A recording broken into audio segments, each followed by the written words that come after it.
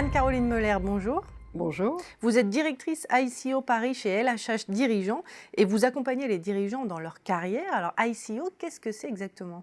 Alors ICO, c'est justement le programme d'accompagnement premium pour les dirigeants tout au long de leur carrière, leur trajectoire professionnelle, de telle sorte à les aider à réussir et à penser cette stratégie de carrière dans un contexte où il y a beaucoup de nouveautés, il y a des enjeux nouveaux qui se présentent à eux. Alors justement, vous parlez de nouveaux enjeux, quels sont-ils? Alors, des enjeux multiples, je vais en citer juste quelques-uns. Ces enjeux impactent au quotidien le dirigeant dans l'exercice de ses fonctions, dans sa prise de décision, dans l'exécution, ne serait-ce sa vision stratégique de l'entreprise. Un des facteurs ou un des enjeux, c'est la prise en compte du digital ou du numérique. Comment ceci impacte notre communication. L'information est accessible plus facilement, plus rapidement. Donc comment je prends en compte cela? Comment je communique le sens? Comment je communique la cohérence de ce qu'on fait dans ce contexte-là? Un autre aspect, c'est l'accélération d'une façon générale du rythme de l'entreprise, du rythme de la prise de décision.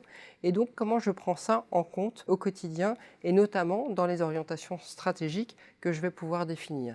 Hier, je pouvais faire des plans à 5 ans. Aujourd'hui, toutes les 35 minutes, je peux être obligé de remettre cela en cause.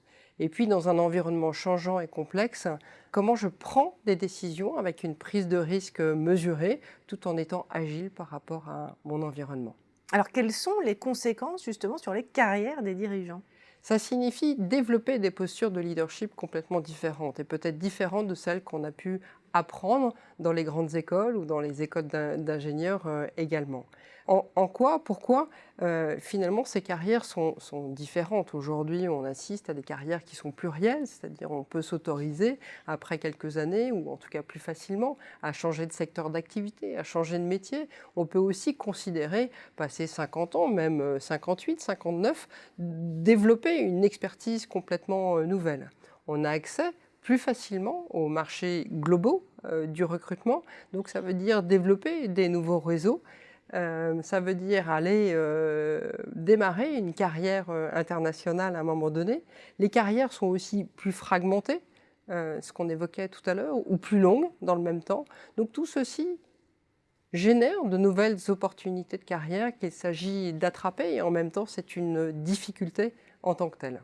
Et alors comment travailler sa stratégie de carrière? Alors effectivement, le terme de stratégie est tout à fait utilisé à bon escient. De la même façon que je peux avoir une stratégie d'entreprise ou une stratégie financière, je peux définir pour ma carrière dans quelle direction j'ai envie d'aller, comment y aller, pourquoi, comment communiquer cela, comment le faire savoir. Donc ça signifie avoir réfléchi ou pensé sa stratégie de trajectoire, sa stratégie de vie, et donc questionner la posture et l'identité du dirigeant. Qui ai-je envie d'être? Quel rôle? Pour quelle contribution? Quelle création de valeur? Et ça, comment je le fais savoir? Donc ça veut dire que je vais réfléchir et je vais communiquer cela à un réseau large qui va venir réassurer potentiellement les premières options. Merci beaucoup Anne-Caroline Meuler pour cette analyse. Avec plaisir.